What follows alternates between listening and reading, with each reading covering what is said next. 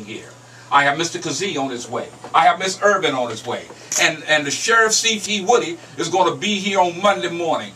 And I want you all to step back and give me some breathing room, and you better not talk about my mama.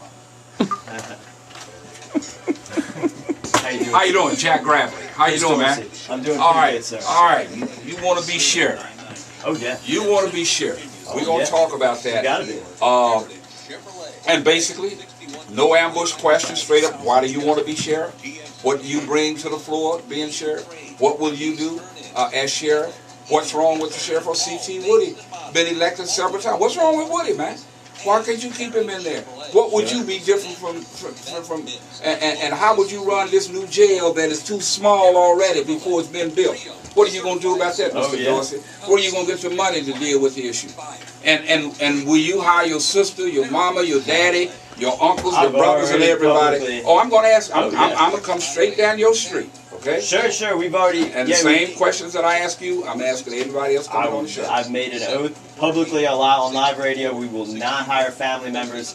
You know, the U.S. Constitution, that's what I really want to talk about, because that's the law. That's the law of the land. So. Hey, is there any way you can call up front to Tia? So, I forgot to tell her that we got the people coming in this morning. Okay. There should be a little bit of time. Okay.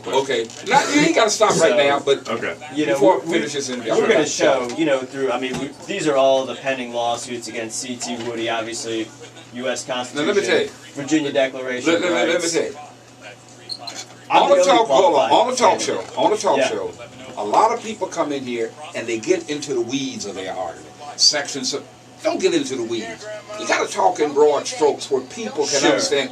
You start getting in policy, this lawsuit, no, this is the law, like that stuff. Right? But the law, the Constitution is the law of the land, correct? People don't hear that.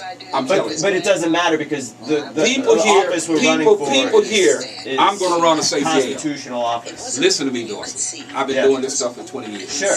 People here, when a candidate comes in, you can talk the law, the Constitution. People don't hear that bullshit. What people hear is, when I'm under the law, C.T. Woody and the rest of the candidates are criminals. Then you turn them off. I can tell you that right now. You will turn them off. What you need to say is, you need to frame it differently. If I am sheriff, I'm going to run a lawful office. I'm not going to have inmates sleeping here and sleeping there. I'm not going to have this and that and the other. You get in the weeds and start, and I'm going to tell you right now, you get in the millions weeds of dollars. Wait a minute. You get in the woods and start calling C.T. Woody unconstitutional. Listeners are going to say, well, in other words, so he's telling me I'm a dumb MF, that I voted for an unconstitutional office. Let's turn people off.